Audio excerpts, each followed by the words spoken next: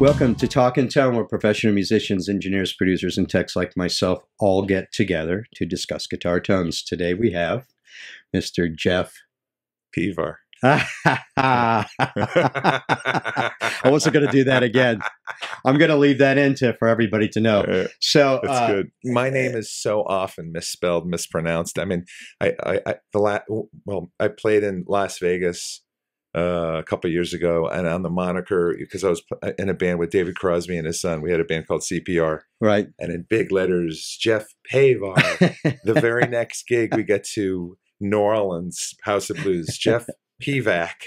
Swear to God. So, and then we were in Telluride, and there was a big newspaper article that said, "We're so excited! David Crosby is playing with his son Jeff Pevar," because James Raymond is David's son. Anyway, right. Yeah. So I gave up a long time ago, and doesn't bother me anymore. It's just funny. Yeah, well, I got it wrong 3 times in a row. Yeah, so third strike, you're out. I thought I'd just let you say it. So anyways, let's discuss a little guitar tone stuff. First of all, you have a new project. Well, I have a couple things going on. I have a project that I recorded in the Oregon caves. It's a wonderful story. I'm really happy about it. So I have been wanting to put out my own record for my whole life. Now, I have a couple records that I've done with David Crosby and his son. This is a band called CPR. Right. CPR was this combination of, I got asked by David Crosby and Graham Nash to tour with them. I toured with them in a trio format. Right. David Crosby meets his son, James Raymond. They didn't know each other. His son had been a musician for 30 years. This is just basically, David was 20, had a relationship with a woman. She got pregnant. Didn't really know that she was pregnant. She puts the child up for adoption. They reunite. David asked me if I'd be interested in putting a band together with his son. We did 4 records under CPR. Wow. Thrilling opportunity for me to be a voyeur and a participant in a father and son reunion. That's fantastic. Besides that record that has my name on it and has songs that I've written for this project, never had a Jeff Pevar record. Fast forward to about 2 years ago, where I got asked to do music for a documentary on the Oregon Caves National Monument. Wow. I'm living in Southern Oregon now, in a town called Talent, Oregon. So basically how this worked was a friend of mine is the video producer, asked me if I'd be interested in writing music for this project. Unbeknownst to me, a couple days later, he says, "We have an opportunity. If you want to, you can record in the caves themselves." Because normally they would would shoot the video, send it to a person who scores music. They would watch the video and place the music in the appropriate place. Score to film. Right. So of course I was very excited at the prospect. A voice immediately says to me, "Jeff, don't prepare anything in advance. Go to the cave." Wow. So I took a 6-string acoustic and a 8-string mandocello. Wow. And one after the other wrote 12 pieces on the spot. Right there. My idea was I want to give them, this is for videos, so I want to give them a potpourri of styles, of emotions. So something up and exciting, something mystical, something bluesy, something Celtic-y, blah, blah, blah. So these 12 pieces just kind of happened on the fly. Wow. The idea for me in my head thinking, well, they're probably going to fade up 10 seconds here, fade up 20 seconds there. Yeah. So they use this music as it was intended for this PBS special called The Marble Halls of Oregon. And then I get a phone call from the National Park saying, "This music is beautiful. Would you consider putting this out as a CD so we can sell it in the national parks?" Wow. I take those rhythm tracks. Basically, I didn't use a tuner. I didn't use a click track. Just played, throwing it against the wall. Right. I took those tracks back to my home studio and started overdubbing a zillion instruments that I play. In my mind, I was thinking, this is a concept record. It's in the caves. It's got to be all acoustic or something you can walk into a cave with. Yeah, right. No electric instruments, although I did use a fretless bass. Right. Anyway, someone had made me a fretless acoustic guitar. And that's what I'm using for a lot of the solos. Very interesting instrument that had been on my wall and I never had a chance to really put it to use. But when I started using this thing to kind of go as a voice, it really became this acoustical, organic voice that worked with this project really well. Anyway, as the project developed, I invited a few special guests, including John Anderson, the singer from Yes, who I had met. He saw me play with Ricky Lee Jones. He was in the audience. He was playing the same venue the next night. I went back to see him. I didn't know he was in the audience. After the show, the guy who owned the place brought me back to meet John. John goes, "Oh man, I saw you last night. I'd love to work with you. Here's my card." So I'm working on my record. I decide I'm going to send a track to John just to see. Sent him a track called River of Dreams, just had the title. And then I thought, I'll send him 2 other pieces just so we can hear a cross section. The 3 tracks went out as MP3s on a Sunday morning, 10 a.m. At 1 p.m., 3 hours later, all 3 songs come back, lyrics, harmonies, and overdubs, and a letter saying, "Thank you, you made my day. This music is beautiful." Amazing. So I'm just thrilled. Blessed, I wrote him back. I said, "Look, if you're cool with it, I'll feature on the one tune, knowing full well this is becoming my first Jeff Pevar record. I can't feature rock icon John Anderson on 3 songs. Jeff Pevar record. So he was cool with it. I added a little background vocal. And anyway, this record came out not that long ago. It's called From the Core. From the core of the earth, from the core of your desire. Fantastic. From the core of, So I will get you a copy that'd of be that great. So you can have it. Thank you so much. The other thing that's going on this summer is a band called Jazz is Dead, which I've done numerous tours.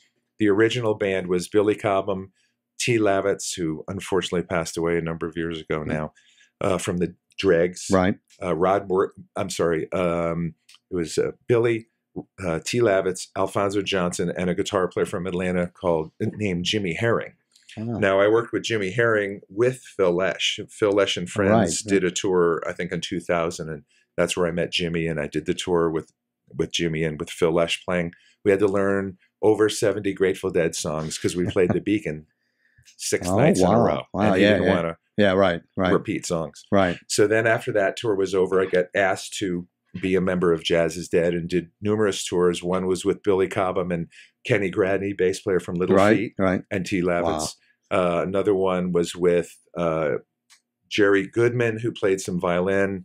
The band that I had toured with initially was Rod Morgenstein on drums, T. Lavitz, and Alfonso Johnson. So Rod and Alfonso and myself and a keyboard player named Tom Constantin, who was in the Dead for a period of time, are doing a tour this summer in August.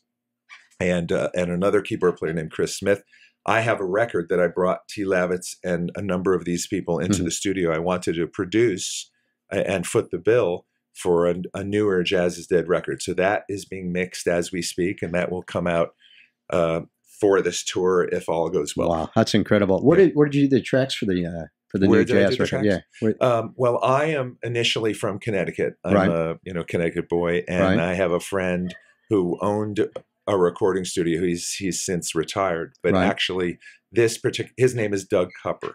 Doug, when I was about 16 or 17, went into his studio. I got hired to play guitar for another artist, and Doug took me under his wing. He started hiring me for sessions, and after a little time, he gave me the keys to his studio. So I could go into his studio either after gigs at 3 in the morning. He'd find me slumped over the console at like 8 in the morning, working on my own stuff. These tapes actually got me the gig with Ray Charles, and that's kind of a long story into itself. But anyway, so much. Yeah, go ahead. So much history, I mean, we're all a product of everything we've listened to and loved, and I've been very fortunate in my career. I've had a chance to play with Joe Cocker and Ricky Lee Jones and James Taylor and Donald Fagen, and the list goes on and on. Bette Midler. I'm on tour with Bette Midler currently now with the fantastic guitarist Tariq Arconi, who I just adore, and he's like, besides one of my favorite people in the world, a brilliant musician. So that's just really fun. He shocks me all the time. He comes up with new parts. I've been checking for Tariq for probably 10 years, off and on. And he was a client of mine at Long Cohen's over in North Hollywood. And we hooked up and finally got to tour. And our first tour was Christina Aguilera, which really didn't feature much of his abilities. Of course. The Josh Groban tours do. Oh, that's wonderful. He's an amazing musical director. But so nice. So back to your gear, over time, I'm sure you're like me, who started a while ago, and I'm really love 70s type tones. And we were talking about a little while ago a track that I just did with an old Hollywood harmony. So do you have any favorite type guitars and amps that you like to track with? You know, I am a monogamous man now because I'm engaged, but I am polyamorous with my guitars and amps. It's the one place I could still be promiscuous. And for years, I was touring with 2 boogies, and that was my sound, and that's all I did. And then I bought a matchless, and everything changed, because there's this thing that happens when you turn up the volume on the guitar, and all of a sudden it starts getting spongy, and this thing happens, and it's not just clean sound, dirty sound. Exactly. And then my life changed. Transparency. There's just something so nice. I mean, I love Fender amps. I mean, from the littlest ones to, the big ones. I have one of those red knob, the Twins, and that's a great sounding amp. And works great with just the knob. You don't have to change anything, although that amp you can plug into both sides at once, so you can kind of dial in your clean, dial in a little of the dirt. I was very fortunate that a very generous man named of Graham Nash decided to give me a Dumble amp when I was working with him. And it's a great story. It takes a little time to go through. But anyway, I do have that. I've got a number of different things that I really like. A Pro Sonic, which I love. Oh, yeah. It's a Fender Custom Shop amp. Just sounds great. I believe it's 210s. But yeah, I like using different amps. I have a Fuchs amp I really like. Andy Fuchs makes a beautiful amp. I'm using a 2 Rock on the tour. Oh, cool. They make beautiful amps. I played for them at the NAMM show. They were kind enough to gift me an amp. I'm not familiar with those at all. So they're very nice. And it's kind of in the Dumble-esque kind of tone. Right. And it works nice with Tariq, who's playing through a Fender. So it's nice having a little yin-yang with the 2 guitar tones instead of the same thing. I mean, exactly. You could change it with pedals anyway. But, is Tariq using a Fender Deluxe? Yes, he is. We went through this whole thing a couple of years ago where Tim Pierce had done a lot of tracks on the Josh Groban record, and he wanted to kind of have that sound. So he wanted to use matchless, and we kind of ran into a snag because they're hard to get. As a rental amp, and we were doing a lot of promo. We were doing, Letterman and all the shows, Ellen. And so I said, I called Phil Jameson of Matchless and said, what can you do for us? And he kind of went, well, we don't have them all over, and we don't really support, that kind of thing. So I said, maybe we should just go with Fenders. And he goes, I love Deluxes. And I called Matt Ferguson at the time, was over at Fender still, and away we went. And we started off with a pair, as a stereo thing. Sure. And then as we went along, we just went to one, and that was it, So that's great, though. It's a great amp. Yeah, that's fantastic. So, with the old amps, the 70s tones, when you're tracking now, I mean, you're using all tube amps, are you? Or are you using any simulation? Or you know what? It's very interesting. I mean, I remember going to do this jingle in New York years ago. I used to get hired to do a lot of jingles. And for them, it's about quick. Right. I had this little Zoom box, and it didn't sound all that great by itself. Right. But then I would record, and then the engineer would take all the bottom off.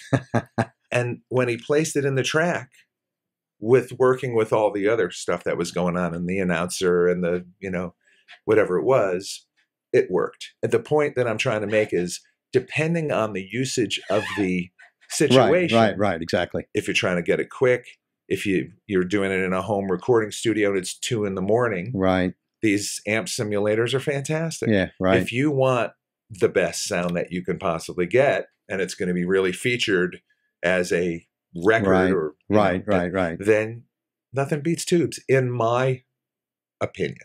And knowing how to mic an amp well and getting a nice guitar tone. I mean, this is what you do. You know, you're a professional at this. So there's people who dabble in it, and I dabble in my own engineering. You know, I've spent years and years and decades learning my craft as a musician and as an engineer a little bit. You know, I dabble in engineering, but I have good ears, and so if you have that, you're ahead of the game. Yeah. And I know the difference between something that sounds good and doesn't. But now with like YouTube and these types of blogs, people are trading information. There's fantastic engineers who've spent as many years doing that as I have learning how to play guitar well. So a lot of this information that's available now, it's fascinating for me to listen to, you know, a great engineer go, well, yeah, I like to put the mic over here, and I'll put one behind the cabinet, and you know, it's amazing. It's like cooking. Yeah, you know, there's no set pattern. I mean, there kind of is. You know, there's a generalization where we try to do this and we try to follow this, but that's not always works. And, you know, I'm talking to the amp builder, you know, Carl Popek, that I'm doing a series with for the Talk and Tone series. And, you know, I've taken one of his amps, and in one track it sounds like a diesel or something very heavy, and the next one it sounds like a Fender. You know, so it is. I mean, mic placement is really, it's amazing. And I've said on previous videos that we've done so far, sessions, when I work with Tarek, and he may come in one day when we're live, you know, we're not in a session, but live, you know, and every day we're trying to make it exactly right. And he'll say, hey, Pops, you know, did something change? It sounds a little dull. And I'll go, no, same spot. I set the mics every day. I go back, I look, how's this? And I'll move the mic just a smidge. Yeah. And he goes, that's it. There it is. You know, so mic placement is just, you know, that's huge. Yes, it is. And, you know, once you get used to hearing a sound a certain way, and if your hearing is acute, you know, you notice those types of changes. Well, you know, especially when you're using in-ears, you know, because you're really hearing it in its nakedest way, you know, just exactly audiophile. So, whereas if you're, you know, listening to it bounce off the back of an auditorium, you really can't tell. Right. You know, I have a hard time in the studio now myself doing this, wearing cans. I do it for reference, but I like to mix with studio monitors, with speakers. Sure. And I really like to play guitar in front of the amp. But when I'm doing the tracks for my series, I have to be in the control room. I'm pressing the buttons. I'm doing everything, as you know. So I have to rely on the studio monitors for the sound, really, that I'm getting, and I have to crank it and, you know, that kind of thing. But I just, you know, I'm still an old school guy. I'm getting used to the in-ears. I'm not used to not having an amp to hear. No, I get it. You know, and the new school is, it's got to be in a box somewhere. It can't be, you know, I come from the old Skinner days and the Ronnie James Dio and some of the bands I've worked with. There were massive walls of amps on stage, you know, and now I'm like, no amp? What's this? It's totally changed. And there are things that make it better for a live mixing situation. Sure, certainly a front of house engineer has total control. Things aren't bleeding. You know, something came up that I want to share. I have a friend, his name is Colin Tilton. Colin is a wonderful sax player, although he played flute on the song Moondance. But we're old friends. Wow. And I used to go see him play, and there was a guitar player in the band named Greg Burrill, and brilliant R&B guitar player. I learned a lot from Greg just in regards to the guy had so much conviction, and he would play his ass off. And I emulated a lot of his energy as a performer and learning his intention. But he said to me, I would sit in on the same guitar and same amp. And Colin said, it sounds like a totally different rig.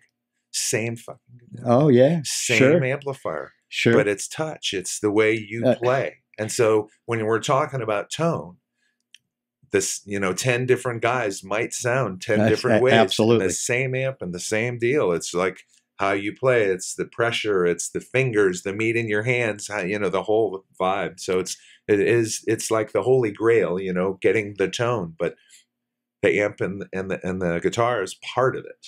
Yeah, it's cooking. It's back to that. But I'm just trying to get a point across to especially the younger generation. To help them. Yeah. I just want to tell you again, thank you so much for coming by. I really am not familiar with your background, but I will be now. Yeah. Well, I have a website at pevar.com, Pevar. And I have videos of playing with, Ray Charles and playing with Joe Cocker. There was a video that we played behind the Iron Curtain, and I didn't even know that this video existed in front of 150,000 people, and the thing just came out. I just happened to find out that it happened. But anyway, I'm a student, and it's great to meet you, and I totally support what you're doing, and I think it's really important to get this information out to kids and other people like you and I, who are students. Even the pro guys, you never know. You might just pick something up along the way. Yep. I know we're short of time, but I just got to ask you. Yeah. Playing with Ray Charles. Yeah. You know what? I just happened to I was planning to go see him on a Friday night. And that afternoon, a friend of mine calls me and says, Ray Charles's guitar player left. And he's looking for a guitar player. And a friend of ours was sitting in to fill in. That guy, his name is Morris Pleasure. He's the band leader of Bette Midler right now. He's a keyboard player. He's a bass player, kind of plays some guitar. Right. Anyway, I got the gig with Ray. It was an epiphany for me because I learned early on a well-placed note could get Ray squiggling in his chair and screaming in delight. Wow. And now we're talking like Grasshopper and the Master, where I'll look for that note, like Albert King, and play that one stingy thing, and he'd go, "Oh, you nasty boy."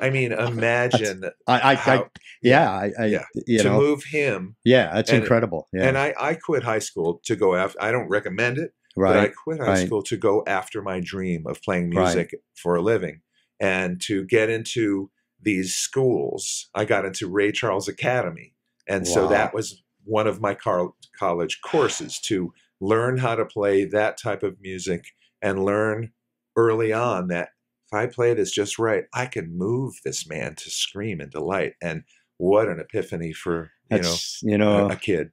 When you get to work with an idol of yours, like myself, Frank Zappa, I grew up listening to. Who would have thought I'd have been up in Frank's house talking to him on a Saturday morning about a Steve Vai record one time. Amazing. But working with him and working with Skinner, of course, these were all. Yep. Oh my God! Now I'm working with them. Yep.